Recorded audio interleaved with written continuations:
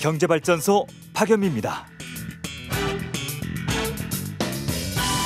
일명 구글 방지법이 국회 본회의 통과를 앞두고 있습니다. 구글이 플레이스토어라는 사실상의 독점 시장을 열고 지나치게 비싼 자릿값을 받지 못하게 하자는 법입니다. 안드로이드 기반 스마트폰에서 앱을 다운받을 때는 구글의 플레이스토어를 이용하게 되는데 이 과정에서 이른바 구글 인앱 결제 방식이 문제가 됩니다.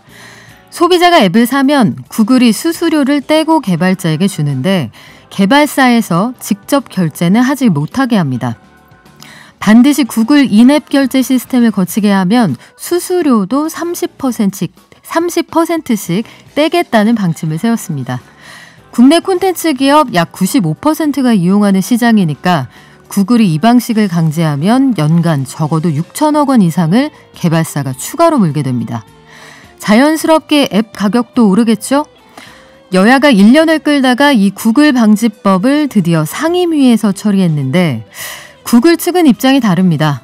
소비자 보호에 본인들 방식이 더 유리하다는 거죠. 하지만 논리가 약해 보입니다. 일단 10월 시행은 막았는데 근본적으로 스마트폰 운영체계를 가진 회사 상대하는 게 만만치 않을 겁니다.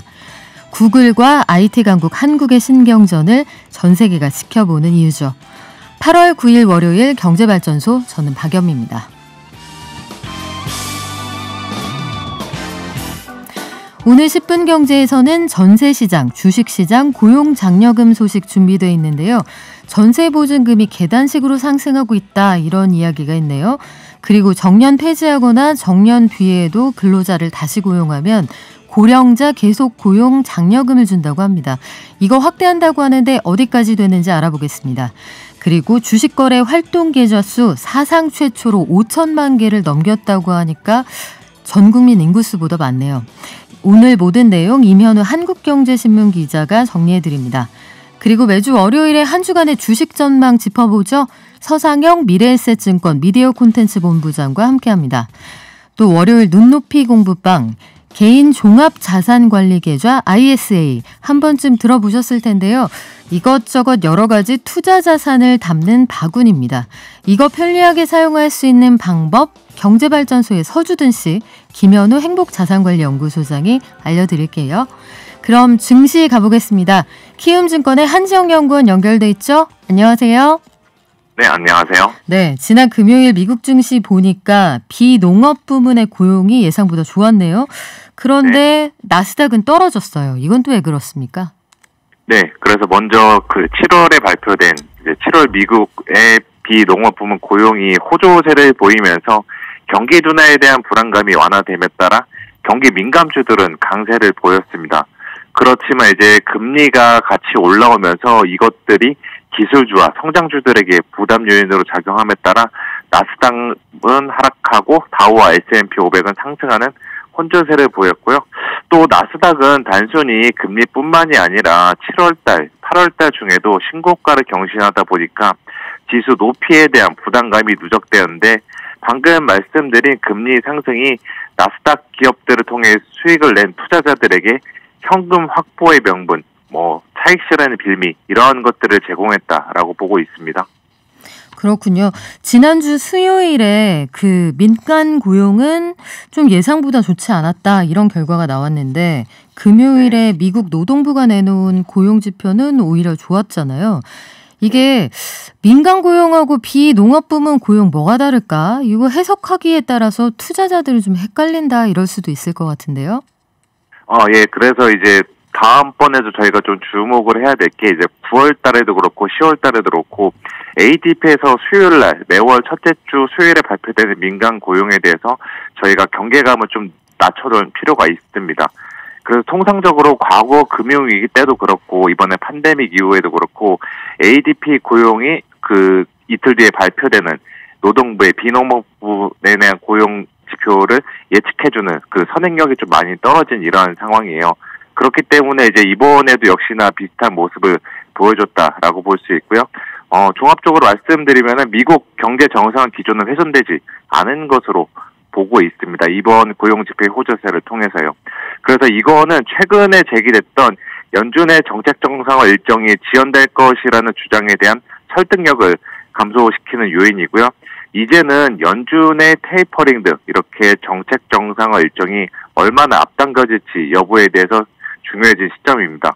그래서 윌러 연준 이사를 포함한 일부 연준 위원들은 최근에 이야기를 하기를 조기에 테이퍼링을 완료하고 금리 인상에 나서야 된다고 주장하고 있는 만큼 앞으로 투자자들은 연준의 연내 정책 정상화 착수 가능성에 대비를 해야 될 필요가 있다라고 보고 있습니다. 네, 주말에 발표된 중국의 7월 수출입 지표를 보니까 6월에 비해 좋지 않았고 시장에서 기대했던 것보다도 좋지 않은 상황인데 이게 우리나라 증시에는 어떤 영향이 될까요?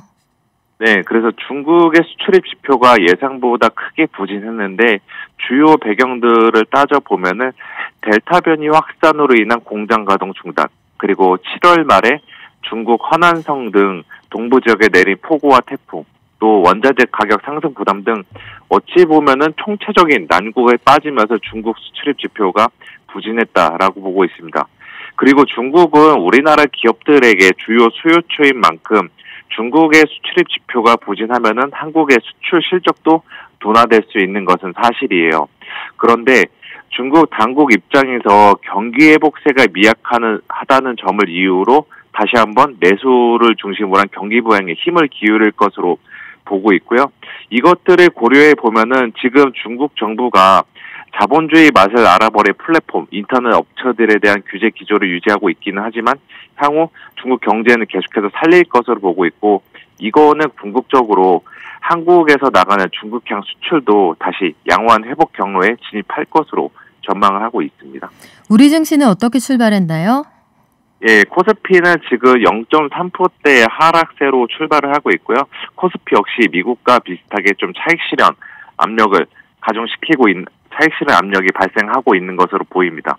그리고 오늘도 눈에 띄는 종목은 카카오뱅크인데 지금 10%대 상승세를 연속해서 기록을 하고 있습니다.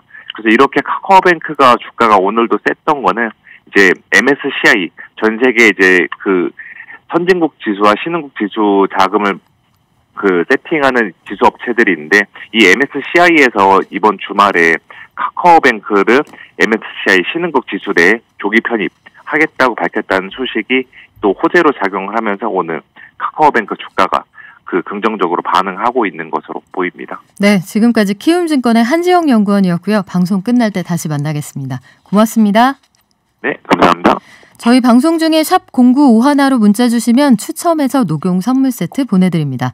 짧은 문자 50원, 긴 문자는 100원이고요. 당첨되신 분 방송 끝날 때 알려드립니다. 깨어있는 경제발전소. 매일 아침 9시 경제를 이해하는 똑똑한 습관. 경제발전소 박연미입니다. 매일 아침 쏟아지는 경제 뉴스, 아침에 10분만 투자하면 충분히 따라잡을 수 있습니다. 10분 경제. 전세 시장에서 신규 계약 전세금하고 계약 갱신분이 가격 차이가 상당히 크게 난다고 합니다. 이걸 이중 가격 이렇게 부른다고 하는데 이제 3중 가격까지 등장을 했다고 하네요. 무슨 얘기인지 한번 알아보죠. 그리고 평균 수명이 늘어나고 있지만 은퇴 시기는 그에 맞춰서 늦춰지지 않는 것 같은데요. 정년 넘긴 고령자를 조금 더 고용하는 기업들 장려금 받게 되는데 이 지급 조건을 좀 완화한다고 합니다. 마지막으로 지난해부터 이어져 온 주식 투자 열풍 속에서 주식 거래 활동 계좌 수, 그러니까 살아있는 계좌가 5천만 개를 넘었다고 하네요. 자세한 소식 한국경제신문 이면우 기자 연결해 알아보겠습니다. 안녕하세요. 네, 안녕하세요. 네, 최근 들어서 전세 시장이 혼탁하다 이런 얘기 많이 들었는데 계약 갱신 물건하고 신규 계약분하고 가격 차이가 상당히 크게 나는 이중 가격, 최근에 3중 가격까지 등장을 했다. 이거 무슨 얘기입니까? 네, 우선 이중 가격이 나타나는 것은 같은 단지, 같은 넓이 전셋집이라고 해도 이 신규 계약은 시세대로 가격이 형성되는 반면에 갱신 계약은 최대 5%만 올릴 수 있기 때문이라고 할 수 있겠는데요. 이 말씀하신 3중 가격은 그 중간에 또 새로운 가격이 형성되는 겁니다. 이 계약갱신 청구권을 행사하지 않는 대신에 시세의 60에서 80% 수준으로 전세 재계약을 체결하는 세입자들이 나오고 있습니다. 많이들 아시겠지만 임대차법에는 집주인이 실거주하겠다고 하면 세입자가 갱신 청구권을 쓸 수가 없고 나가줘야 하는 조항이 있는데요. 그래서 집주인이 이 시세대로 전셋값을 안 올려주면 그냥 내가 들어가서 살겠다고 말을 할 때 세입자는 신규 가격보다는 낮고 또 갱신가보다는 좀 높은 금액으로 재계약을 하면서 나타난 것이 삼중 가격입니다. 결국은 임대차법의 사각지대가 낳은 기현상의 하나다 이렇게 볼 수 있겠습니다. 네, 정책 위에 대책이 있다 이런 중국의 격언이 떠오르기도 하는데 삼중 가격이라는 게 예컨대 어떤 식으로 형성이 됩니까? 네, 최근에 서울 강남이나 강북의 대단지 아파트를 중심으로 확산되고 있는데요. 일단 대치동의 음마 아파트를 한번 예로 보겠습니다. 최근에 전용 면적 84제곱미터 전세 가격이 5억 원과 7억 원, 10억 원 이렇게 크게 세 덩어리로 형성이 되고 있습니다. 또 고덕동의 고덕 그라시움에서 지난달에 체결된 거래들이 있는데요. 똑같은 전용 84제곱미터인데 어느 집은 5억 원대, 또 어디는 9억 원대, 또 11억 원대 이렇게 전세 계약이 맺어져 있습니다. 원래는 같은 평형의 아파트면은 층이나 방향 이런 게 좀 차이 난다고 해도 한 10에서 20% 정도 차이가 났었는데 이제는 억 단위로 격차가 벌어지면서 3분화가 됐다고 볼 수 있겠고요. 이런 현상이 목동이나 잠실 또 마포나 마곡 같은 곳에서도 비슷한 사례들이 확인이 되고 있습니다. 지금 대표적으로 언급하신 단지들이 보면 학군 수요나 아니면 신축이라서 전세 수요가 많은 지역들인데 임대차법의 선의와는 다르게 선의의 역설이 나타나는 것 같네요. 네, 맞습니다. 세입자들 입장에서는 어차피 전셋값이 많이 올랐고 또 이사비나 인테리어비 이런 것까지 감안하면 살던 곳에서 2년 더 사는 게 훨씬 낫다고 판단해서 일종의 딜을 하는 거라고 볼 수 있겠는데요. 또 이번에 쓰지 않은 갱시 청구권은 2년 뒤에 쓸 수도 있으니까 타협을 하는 거라고 볼 수 있겠습니다. 사실 갱신 청구권을 행사한 세입자도 불안한 거는 마찬가지일 텐데요. 당장은 폭탄을 피했지만 2년 후에는 어차피 시세대로 똑같은 전세금을 감당해야 하기 때문일 겁니다. 이 임대차법 취지가 세입자들 부담을 줄여주겠다는 것이었습니다만 아무래도 시장에 가격 개입이 들어간 거다 보니까 여러 가지 좀 난감한 상황들이 생기고 있는데요. 우리나라 국민의 40%가 세입자라고 하니까 좀 손질이 필요하다는 얘기가 많이 나오고 있습니다. 네, 정치권에서도 보완이 필요하다는 얘기가 계속 나오고 지금 추가로 규제할 수 있다 혹은 완화가 필요하다 의견이 굉장히 엇갈리는 상황인 것 같은데 어떻게 달라지는지 한번 지켜보겠습니다. 그리고 정년을 넘긴 고령자들 계속 고용하는 기업에게 정부가 혜택을 주고 있는데 더 많은 기업들이 장려금을 받을 수 있도록 조건을 완화한다고요? 네, 고령자 계속 고용 장려금이라는 제도인데요. 작년에 처음 도입됐습니다. 중소기업이나 중견기업이 60세 정년을 넘은 고령자를 계속 고용하면 정부가 인건비의 일부를 지급하는 제도입니다. 이 노동자 한 명당 월 30만 원씩 또 최장 2년 동안 지급하도록 되어 있는데요. 고용노동부가 이 지급 조건을 완화하는 방향으로 규정을 개정한다고 발표했습니다. 기업별 지원 한도를 고용보험 가입자 수의 20%에서 30%까지로 상향 조정했고요. 계속고용제도 시행 시점부터 2, 3년 안에 정년이 도래하는 분들만 지원하던 것을 5년 이내에 정년이 다가오는 재직자로 확대하는 등등 문턱이 좀 더 낮아졌습니다. 일단 고령층의 고용 안정을 도모하는 효과는 있을 것 같은데 1인당 지원 금액을 좀 늘려달라 이런 요구도 현장에 있는 모양이네요. 네, 업계에서 그런 요구를 많이 했는데요. 정부는 일단 지급 수준은 현행대로 유지했습니다. 이 우리나라 노동시장의 주요 과제 중에 하나가 노동자가 오래 일할 수 있도록 하는 것인데요. 이 서울연구원의 보고서를 봐도 55세에서 64세 사이의 사람들이 생애 주된 일자리에서 은퇴하는 평균 연령이 만 49세라고 합니다. 이 고령층의 67%는 일하기를 희망하는데 경제활동 참가율은 31%에 불과합니다. 일각에서는 아예 정년 연장 필요성도 제기하고 있는데요. 정부는 일단은 기업이 자율적으로 이런 계속 고용제도를 도입하는 여건을 조성한다는 방침을 갖고 있습니다.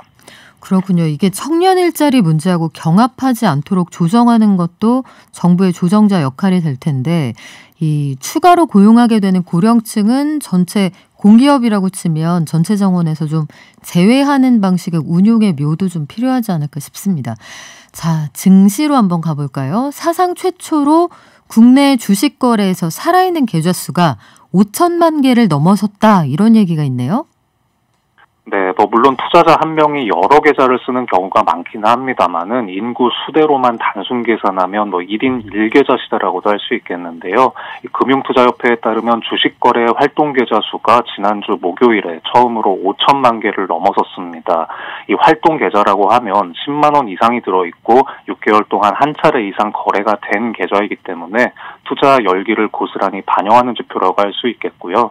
이 숫자가 올해 3월에 4천만 개를 돌파했는데 5달 만에 1,000만 개가 더 증가한 겁니다. 네, 새로 주식을 시작하는 이른바 주린이도 좀 많았고 상장을 새로 하는 기업들도 많았으니까 관심이 좀 올라갔을 텐데 계좌가 늘어나는 속도 이것도 점점 빨라지는 모양이네요. 네, 우리나라의 주식거래 활동 계좌 수가 1,000만 개를 돌파한 게 2007년 7월이었고요. 코로나 사태로 증시가 급락했던 작년 3월에 3천만 개였습니다. 그러니까 계좌 수가 점점 빠른 속도로 증가한다고 할 수 있는데요. 이 위탁 매매뿐만 아니라 ISA나 IRP 같은 계좌들이 활성화되고 있고 또 하반기에 대여급 IPO들도 많이 남아 있어서요. 증권업계에서는 자본시장의 자금 유입이 계속 이어질 것으로 많이 기대하는 분위기입니다. 네, 지금까지 한국경제신문의 임현우 기자였습니다. 고맙습니다. 네, 감사합니다.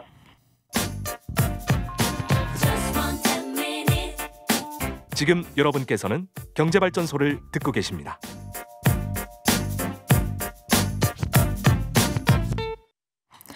말도 많고 탈도 많았던 카카오뱅크 상장 이후에 국내 코스피 전체적으로 시가총액이 사상 최대 규모를 기록했습니다. 그런데 내가 산 종목은 왜 안 오르는 걸까요? 앞으로 어떻게 될지 미래에셋증권 미디어 콘텐츠 본부의 서상영 본부장 연결해 알아보죠. 안녕하세요. 네, 안녕하십니까. 네, 미국의 고용 보고서 나왔는데 시장 예상보다 좋았네요. 네, 그렇습니다. 7월 비농업 고용자 수가 지난달 발표는 물론 예상치를 상회한 94만 3천 건 아주 잘 나왔죠. 특히 주목할 게 5월과 6월 고용보고서 또한 모두 발표치를 상향 조정하는 등 고용 개선세가 뚜렷한 모습을 좀 보였습니다. 세부적으로 본다 하더라도 레저라든지 적계급 중심으로 해서 38만 건이나 증가를 했고요. 정부 부문, 특히 지방교육 일자리가 22만 7천 건 정도 증가를 하면서 전반적인 비농업 고용자 수 증가를 주도했다라고 보시면 될 것 같습니다. 실업률 또한 5.4%를 기록을 하면서 전반적으로 예상보다 크게 좋아졌고요.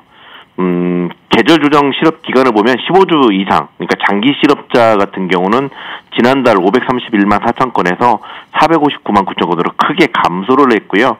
팬데믹 이후에 500만 건 미만으로 내려간 건 또 처음입니다. 네. 결국은 고용 개선이 지속되고 있다. 이렇게 볼 수가 있습니다. 그런데 이제 시간당 임금 또한 전월 대비 0.36%, 0.4% 정도 증가를 했고, 근데 주목할 게 레저 및 적계급이 0.9% 증가를 했습니다. 그러니까 그쪽에 이제 고용이 급격하게 증가를 하면서 일하기 싫은 사람은 안 가니까 결국은 고용 집중이 좀 진행이 되면서 그쪽의 임금이 좀 높아졌고요. 소매업, 그러니까 의류라든지 이런 쪽 같은 경우는 오히려 0.2% 하락을 했고요. IT 같은 경우는 그냥 변화가 없었던, 전반적으로 업종별로 좀 차별이 있었던 그 고용보고서 결과였다라고 보시면 될 것 같습니다. 네, 물가가 경제의 온도계라고 치면 고용은 경기가 다 좋아지고 나타나는 후행지표 같은 건데 이렇게 되면 미국 연준이 계속 고용까지 좋아져야 금리 올린다고 했잖아요. 네. 지난주 금요일에 보니까 달러화도 강세를 보이고 국채금리도 움직이고 금리 올라가는 건가요, 조만간?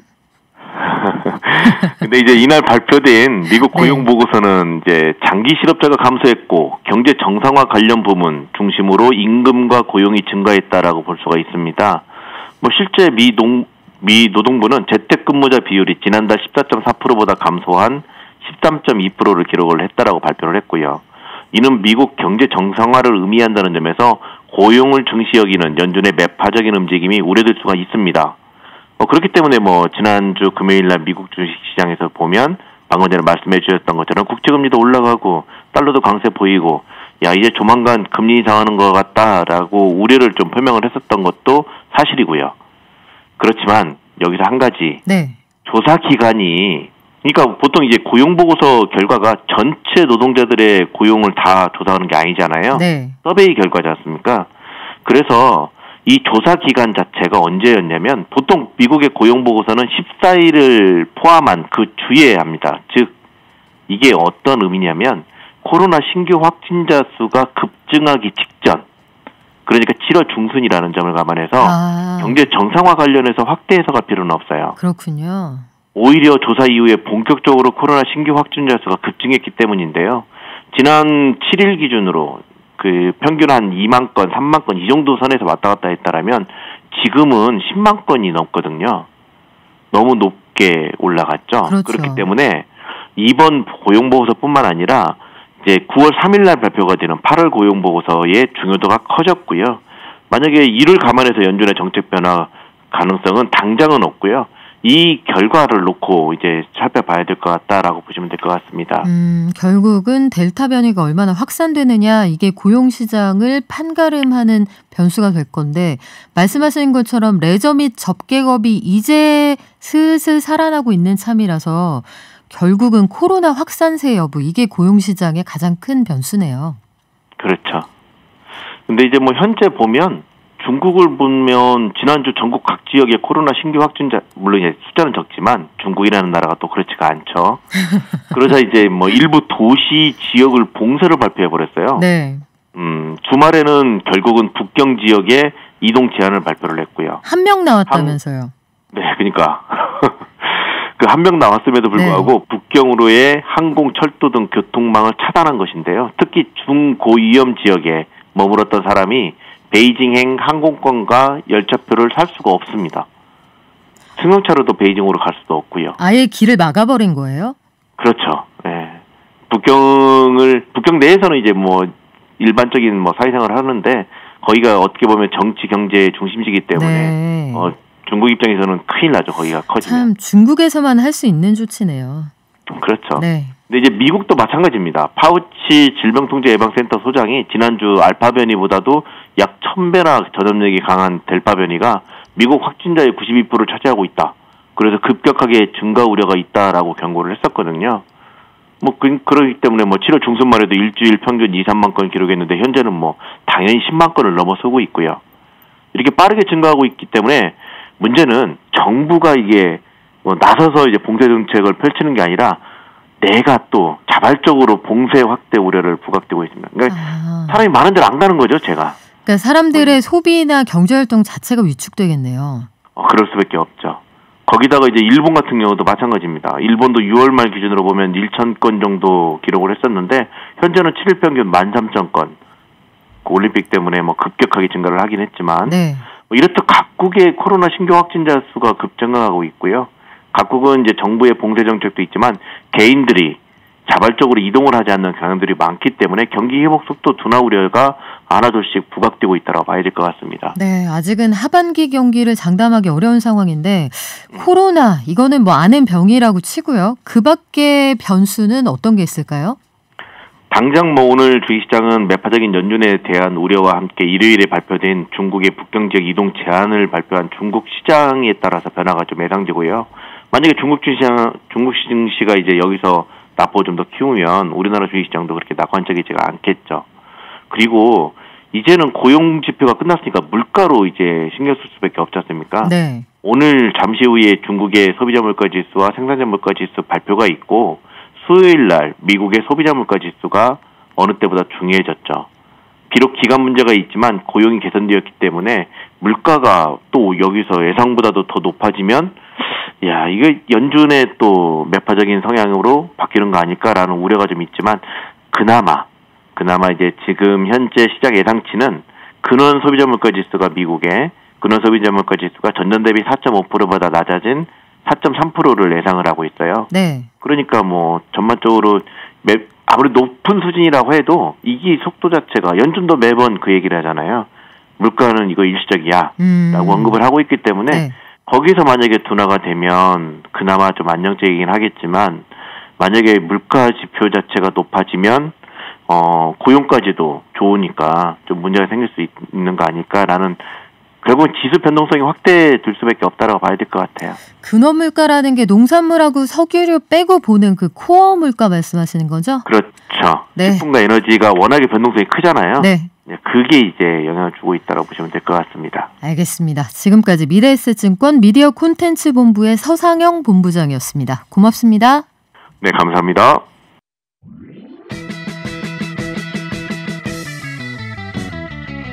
발빠른 경제발전소. 경제발전소 박연미입니다에서는 여러분의 소중한 의견을 받고 있습니다. 짧은 문자 50원, 긴 문자 사진 문자 100원, 샵 0951 또는 TBS 앱을 통해 받습니다.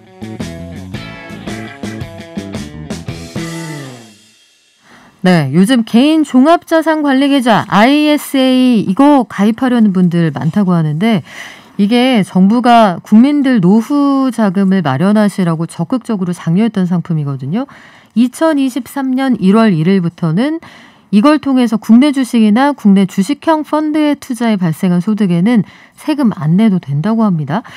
자, 서민들의 주머니를 든든하게 해주시는 행복자산관리연구소의 서주든 씨, 김현우 소장님 나오셨습니다. 안녕하세요. 네, 안녕하세요. 네, ISA 이거 약간 무슨 정보국 이름 같기도 하고요. 이 상품이 나온 게 2016년 봄인데 요즘 들어서 5년 만에 네. 새삼스럽게 찾는 분이 많이 늘어난 이유가 뭐예요? 아, 맞습니다. 이게 5년 됐는데 지금까지는 사실 결과적으로 얘기해서 별로 매력이 없었어요. 그러니까요. 할 이유가 없었거든요. 그러니까 이 ISA 계좌라는 거는 주머니 상품입니다. 어떤 특별히 ISA라는 게 어떤 특정한 상품이 아니고 이 계좌를 만들면 이 안에다가는 뭐 예금, 적금, 펀드 뭐 이런 것들을 담아 넣을 수 있고 여기서 발생하는 이자 부분에 대해서 일정 부분 비과세를 해주겠다. 여기까지만 들으면 굉장히 매력적일 것 같은데 근데 우리가 주식형 펀드나 뭐 주식이나 어쨌든 이런 것들은 지금도 비과세잖아요. 그러니까 그런 것들은 딱히 담아도 별로 그렇게 썩 좋을 이유가 없고요.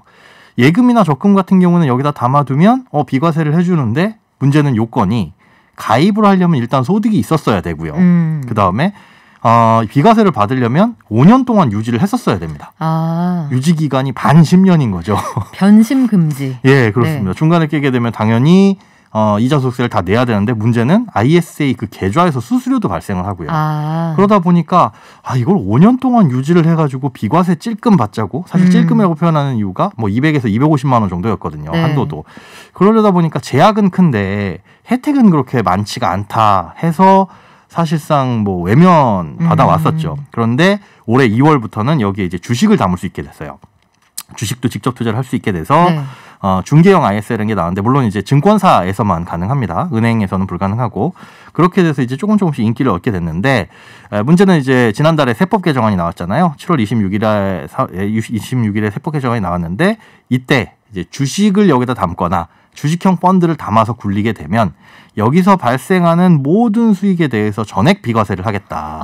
한도 없이 전액 비과세를 하겠다라고 세법이 개정되면서 네. 조금 더 폭발적으로 인기를 얻고 있는 상황입니다. 한도 없이 비과세. 일단 거기에 밑줄을 쫙 긋게 되는데 네. 지금도 말씀하신 것처럼 그 일반 증권 계좌를 통해서 국내 주식에 투자해서 수익을 내면은 여기에 대해서는 세금 안 내잖아요. 그렇죠. 지금 안 내죠. 그런데 2023년부터 ISA를 통한 투자로 만약에 국내 주식 펀드 여기서 양도 차익이 났다면 여기에는 과세 안 한다. 이렇게 정리하면 되겠네요. 네, 그렇습니다. 이게 사실상 아까 그 비과세를 해주는 한도 자체가 뭐 일반형은 200만 원 그리고 서민형하고 농어민형이 있어요. 서민형은 뭐냐면 총급여가 5천만 원 이하이거나 아니면 종합소득세 3,500만 원 이하 혹은 이제 농어민 같은 분들에 대해서는 400만 원까지 수익이 붙은 거에 대해서 400만 원까지 비과세를 해주고 그걸 초과하면 또 세금을 좀 내기는 하는데 요번에 이제 세법 개정안에서 눈에 띄는 거는 그 부분이죠. 아예 이런 200만 원, 400만 원 한도가 아니라 주식이나 주식형 펀드에 대해서만큼은 아예 없애주겠다. 근데 이게 사실은 일반 증권 계좌에서 2023년부터는 금융투자소득세라는 게 시행이 돼요. 네. 주식에 대해서도 연간 5천만 원 이상 주식형 펀드도 마찬가지고요. 5천만 원을 초과해서 수익이 발생하면 그에 대해서 이제 세금을 내게 되는데 이 5천만 원, 1년에 5천만 원 수익을 내면 어마어마한 거 아니야? 당연하죠. 네. 근데 문제는 매년 이렇게 되는 게 아니라 한 10년 정도 쭉 주식 투자를 하다가 이제 수익 실현했다. 그럼 10년 동안의 수익이 5천이라고 하더라도 올해 그걸 팔아서 수익을 냈으면 이게 올해로 잡히는 거예요. 아. 기간을 뭐 나누기 10년 이렇게 하는 게 아니라. 통산하는 게 아니군요. 그렇죠. 그 해에 발생한 수익이 어느 정도냐를 보고 이제 과세를 하는 거라서 물론 이제 손실도 상기를 하긴 하지만요.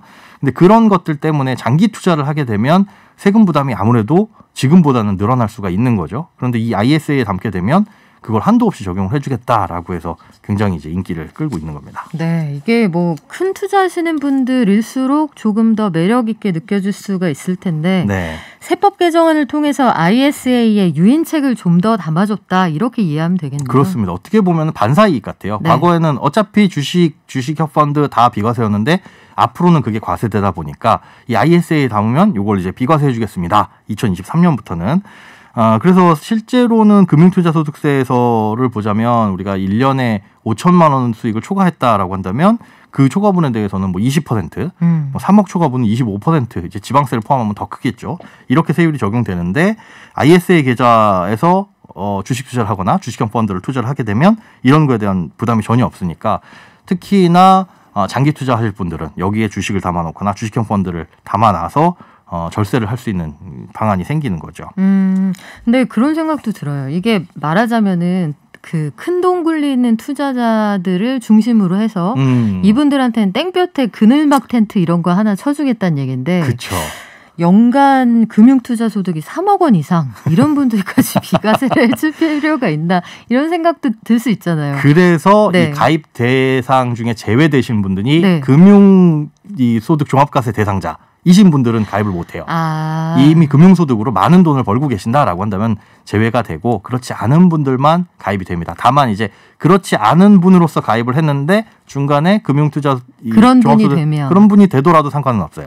그럼 지금은 금융투자 종합소득 과세 대상자가 아니면 예. 일단 가입을 한 다음에 내가 어쩌다 보니 큰 부자가 돼도 네. 거기에서 가입 자격을 상실하진 않는다. 네, 일단 가입을 해놓으면. 지금 종합 과세 대상이 기준이 어떻게 되죠? 연간 2천만 원 이상의 2천만 원 초과하는 이자나 배당 소득이 생기게 되면 그러니까 한 2%짜리 예금에 넣어놓는데 10억을 넣어놨다.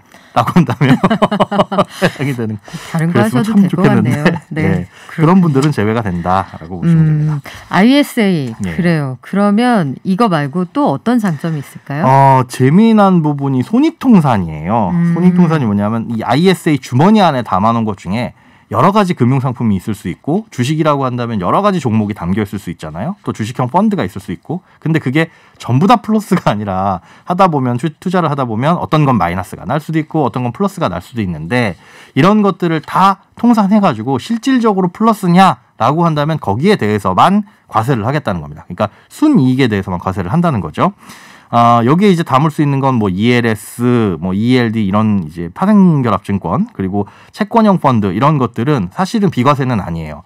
그러다 보니까 여기서 발생하는 순이익에 대해서는 200만 원까지는 비과세지만 200만 원을 넘어서게 되는 부분에 대해서는 9.9% 이제 거의 10% 정도 세금을 떼거든요. 근데 이런 것들과 다 합쳐가지고 마이너스가 발생을 했냐 플러스가 발생을 했냐 전부 다 따져서 우리가 이걸 해지하는 시점에 그걸 플러스 마이너스 계산해서 손익을 통산해 주겠다라는 게 재밌는 점이죠.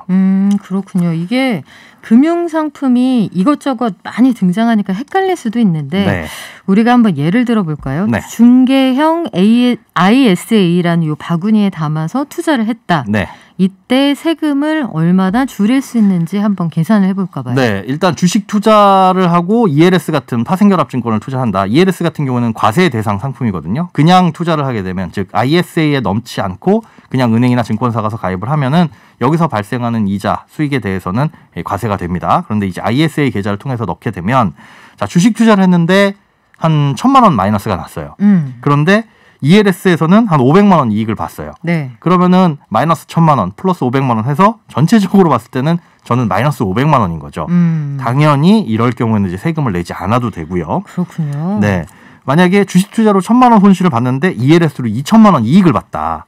그러면 이제 전체적으로 봤을 때는 1,000만 원 이익인 거잖아요. 네. 그럼 이 1,000만 원에 대해서만 세금을 내는데 ELS니까 200만 원까지는 비과세 해주고 800만 원에 대해서는 9.9% 거의 10%니까 한 80만 원 조금 못 되는 세금을 내게 된다. 이렇게 보시면 돼요. 그런데 만약에 네. 이걸 ISA에 넣지 않고 내가 따로 개설을 해가지고 각각. ELS 따로 주식 투자 따로 했다. 그러면 주식 투자에서는 1,000만 원 잃었고 그다음에 ELS에서는 2천만 원 수익을 봤다고 하더라도 1,000만 원 잃은 건 잃은 거고 2천만 원 수익 본 거에 대해서 15.4% 세금을 내야 되니까 한 300만 원가량 세금을 내게 되겠죠. 그래서 외부에 넣는 것과 이 내부에 넣는 것 이런 것들에 따라서 달라질 거고 이것도 이제 2023년이 되면 이 금융투자소득세에 따라서 뭐 250만 원까지는 공제가 되고 나머지에 대해서만 세금을 내긴 하겠지만은 어쨌든 외부에 내놓는 것과 ISA 안쪽에 집어넣어가지고 손익을 통산받는 것은 큰 차이가 발생할 수 있다. 이렇게 알아두시면 됩니다. 근데 지금 거듭해서 강조해 주시는 게 2023년부터예요. 네, 그렇죠. 그리고 지금 2021년 8월. 근데 지금 아직 2년 남았잖아요. 아직 멀었죠? 왜 벌써부터 이렇게 다들 군부를 떼고 계신 건가요? 맞습니다. 지금 아직 말복도 안 지났어요. 내일이에요. 네, 더운데 겨울도 한참 남았고 그러니까요. 심지어 2023년은 이 여름이 한 번 더 지나가고 겨울이 한 번 더 와야지 그때나 바라볼 시기인데 네. 왜 이렇게 지금부터 난리냐. 이게 연간 납입 한도 때문에 그렇습니다. 이 ISA 계좌는 1년에 2천만 원까지만 낼 수 있고 총 한도 1억까지만 납입을 할 수가 있어요. 그런데 이 한도 적용이 어떻게 되냐면 올해 2천만 원을 내지 않으면 내년에는 4천만 원을 넣을 수 있고 그 다음에는 6천만 원을 넣을 수 있고 이렇게 한도가 2월이 됩니다. 그래서 지금부터 미리 만들어 놓게 되면 한 5년쯤 후가 되면은 1억 원을 한꺼번에 넣을 수 있는 계좌가 되는 거죠. 그래서 지금부터 미리 만들어 놓기만 하고 한도를 늘려가자. 물론 이제 ISA 계좌가 나온 지 5년이 됐으니까 예전에 만드신 분들도 계실 거잖아요. 그런 분들 같은 경우에는 이미 이제 한도가 1억이다라고 보시면 됩니다. 다 소급해서 적용을 해주니까. 그래서 안 그런 분들, 뭐 ISA 중간에 깨신 분들이나 아직 안 만드신 분들은 한도를 미리 만들어 놓기 위해서 지금부터 가입을 해가지고 그대로 두시면 되는 거고 만약에 근데 납입을 했다 이미 ISA 계좌를 기존에 만들어가지고 한 2천만 원 정도 예금도 넣고 모두 해봤는데 요거 그러면 다시 빼면은 한도가 살아나나요? 이거는 살아나진 않습니다. 한번 납입한 이력이 있으면 그 한도를 다 소진하는 거라서 혹시나 나는 그러면 미래에 조금 활발하게 이거 주식으로 활용을 하고 싶은데 라고 하시는 분들은 해약하고 다시 만드셔도 3년만 유지하면 비과세 요건이 충족되기 때문에 그렇게 하시는 것도 나쁘지 않고요. 그다음에 과거에 비해서 가입 문턱도 굉장히 낮아졌어요. 네. 과거에는 소득이 있어야만 이게 가입이 됐었습니다. 그러다 보면은 뭐 당연히 취업을 하신 분들이나 자영업 하시는 분들만 가입이 됐었는데 이제는 만 19세 이상이다라고 한다면은 모두 다 가입이 가능하고요. 만약에 근로소득이 있다 그러면은 조금 더 어린 나이인 만 15세 이상도 가입이 가능합니다. 그리고 요게 이 3년만 유지를 하게 되면 비과세라고 말씀을 드렸는데 3년 유지하고 그러면 깨야 되냐? 그것도 아니에요. 그냥 3년 유지한 상태에서 쭉 가게 되면 뭐 10년이든 20년이 흐르든 언제 깨더라도 그건 비과세 요건을 충족한 거기 때문에 한번 만들어 놓고 내가 필요한 시점에 가서 해지를 해서 쓰시면 되고 해지를 하셨다 그럼 또 재가입할 수 있냐? 재가입도 가능합니다. 그러니까 뭐 3년에서 일단은 유지하신 후에 네. 필요하시면 깼다가 다시 만드셔가지고 또 납입을 하실 수도 있는 거라서 그렇게 좀 자유롭게 활용할 수 있다. 요게 이렇게 바뀐 점 때문에 지금 ISA 인기가 좀 후끈 달아오고 있다라고 볼 수가 있겠죠. 그렇군요. 이게 참 격세지감이 느껴지는 게 2016년에 금융위원회를 중심으로 ISA라는 신제품이 나왔을 때 네. 가입을 독려하는데 이게 뭔지 잘 모르겠고 처음에 그쵸. 인기가 별로 없어서 그 직장인들 블라인드 앱에 그런 막 글이 올라오기도 했거든요. 은행 다니는 분들이 네.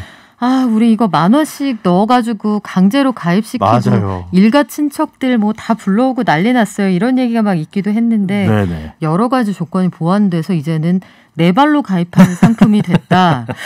그야말로 이제 절세 계좌다 이렇게 불리고 있다는데 네. 혜택을 전반적으로 늘리는 데는 아마 정부와 금융권에서도 그럴 만한 이유가 있겠어요? 그렇습니다. 말씀해 주신 것처럼 2016년에 내놓을 때는 이제 서민의 재산을 조금 형성할 수 있는 뭔가 제도적인 장치를 주자, 혜택을 주자였는데 네. 그거 자체가 앞서 처음에 말씀드린 것처럼 혜택에 비해서 제약이 너무 컸었어요. 그러다 보니까 인기를 못 끌었는데 이렇게 이제 바뀌면서 아무래도 서민들이 은퇴 전에 목돈을 마련할 수 있는 재산 형성에 도움을 주는 제도를 하나 만들자의 제대로 이제 적용이 되는 거죠. 그러다 보니까 기존에 있었던 뭐 IRP라든가 아니면은 뭐 퇴직연금이라든가 보통 연금저축이라든가 이런 것들이 이제 노후 대비 자금으로 길게 저축을 해야 되잖아요. 5년 이상 저축을 해야 되고 나중에 받을 때는 뭐 10년 이상 나눠서 받아야 되고 그런데 직전에 좀 목돈을 모을 수 있는 시기를 만들어드리고 방법을 만들어드리고 또 한 가지는 이 ISA 계좌가 그럼 만기가 됐을 때 이 돈을 그럼 어떻게 할 것이냐 뭐 깨가지고 활용을 해도 되지만 ISA와 연금저축을 연계하게끔도 만들어놨어요. 그러니까 여기에서 이제 목돈이 마련이 되잖아요.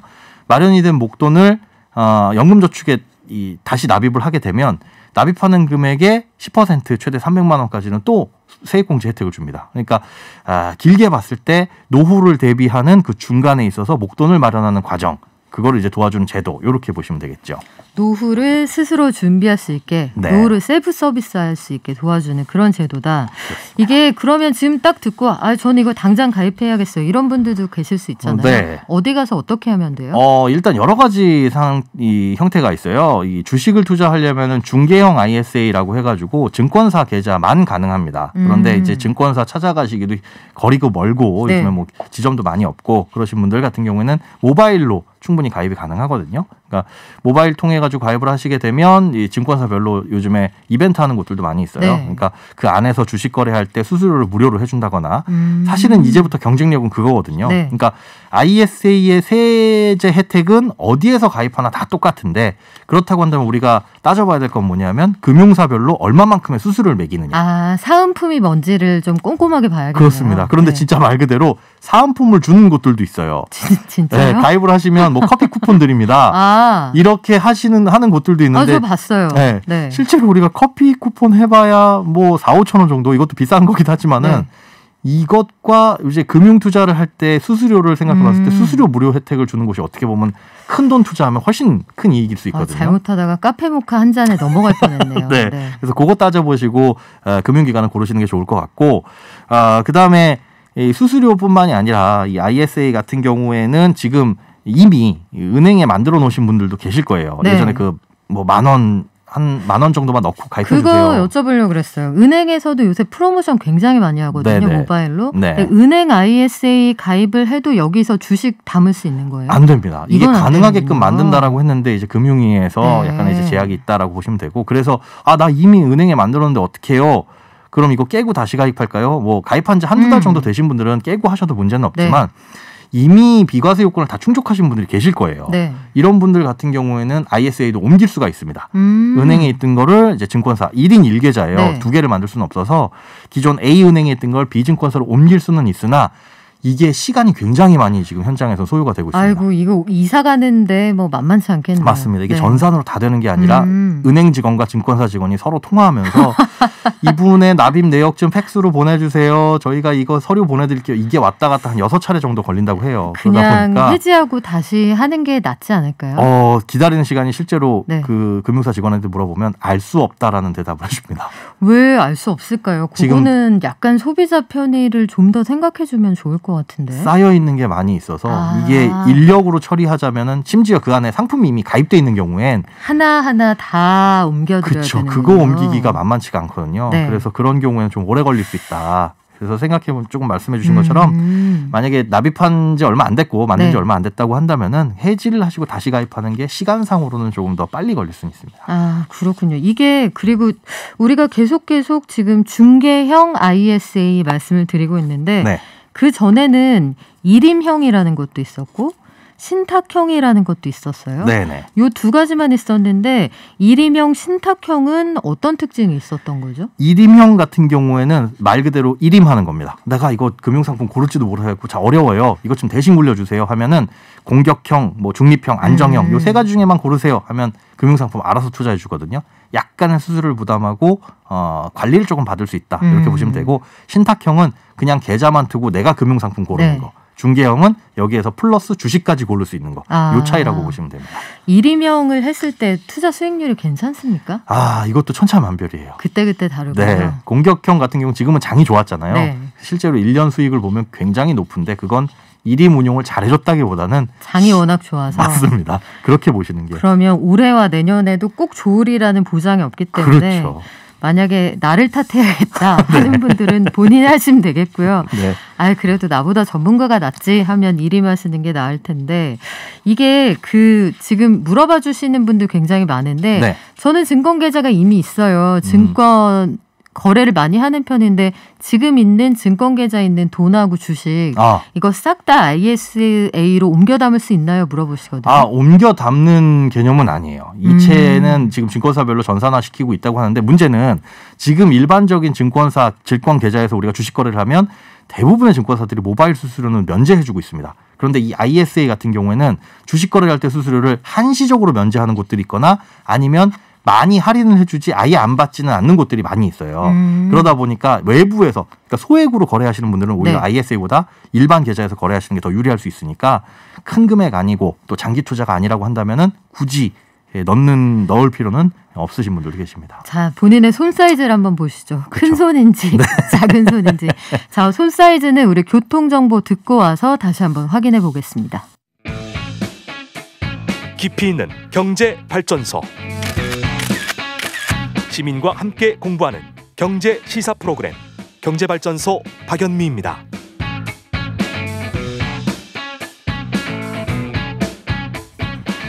우리가 금융상품을 선택할 때 사실은 보이지 않는 수수료도 잘 따져보셔야 되거든요. 그렇죠. 아까 소장님이 저를 수렁에서 건져줬잖아요.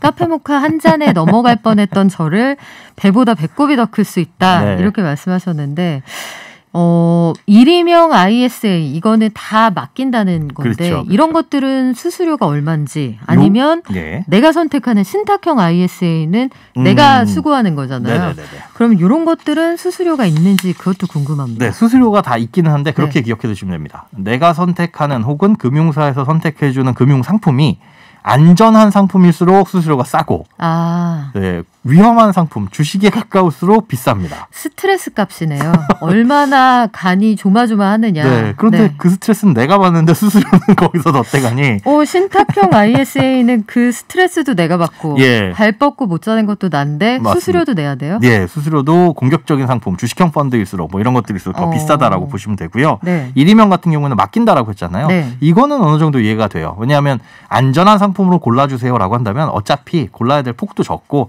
그냥 예금 금리 따져가지고 여기가 금리 높네 해서 선택을 해서 굴려주면 되거든요.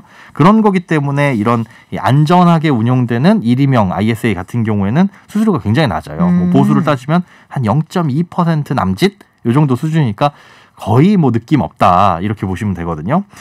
그런데 공격적으로 운용을 해주세요라고 하는 일임형 상품 같은 경우에는 뭐 주식형 펀드라든가 아니면 뭐 ELS라든가 이렇게 공격적인 상품을 담고 있거든요. 이런 거 같은 경우에 보니까 평균적으로 이 주머니에서 떼가는 보수가 한 0.6% 정도. 그리고 그 안에 담긴 펀드라든가 ELS에서 또 수수료를 자체적으로 또 떼거든요. 그쵸. 왜냐하면 그걸 만들어준 자산운용사도 먹고 살아야 되니까 그 돈을 떼가는 건데 이런 것까지 합치게 되면 한 1.2에서 1.3 정도 왔다 갔다 합니다. 그러니까 이 정도라고 하면 내가 연간 1,000만 원을 넣어뒀다 한 12, 3만 원 정도는 빠져나간다라고 보시면 되고 요건 언제 떼냐 일할 계산해서 해지하게 되면 뭐 중간에 뗄 수도 있고요. 뭐 분기별로 떼기도 하고 그게 일반적입니다. 그 정도면은 이게 합리적인 거예요? 좀 비싼 편인 거예요? 지금처럼 장이 좋을 때는 그 정도 수수료 보수는 눈에 보이지도 않죠. 사실 보이지 않는데 문제는 이제 마이너스가 나기 시작할 때라고 본다면 그럼 속상하죠. 마이너스 나는데 수수료까지 떼가라고 해서 좀 속상할 수가 있습니다. 그런데 이런 수수료는 어디서든 떼요. 그러니까 우리가 일반적으로 은행이나 증권사 가서 펀드 가입 많이 하시잖아요. 그쵸. 공모펀드. 그냥 주식형 펀드 하나 가입하려고 왔어요라고 하더라도 수수료나 보수가 한 1% 정도 떼긴 떼거든요. 네. 그러다 보니까 IS에 넣었다고 해가지고 특별히 더 비싸다라고 볼 수만은 없어요. 왜냐하면 여기 또 세제 혜택까지 있으니까. 다만 그렇게 일임형을 투자했을 때는 비슷한 상품을 투자를 하면서 전문가들 좀 골라가지고 알아서 좀 운용을 해준다. 라는 정도의 느낌을 받아 가시는 게 맞는 것 같습니다. 우리가 또 이거 수수료 같은 거 비교하는 거 좀 힘들어 하잖아요. 예, 그렇죠. 이거 메뉴판으로 한눈에 쫙 이런 서비스는 없나요? 있습니다.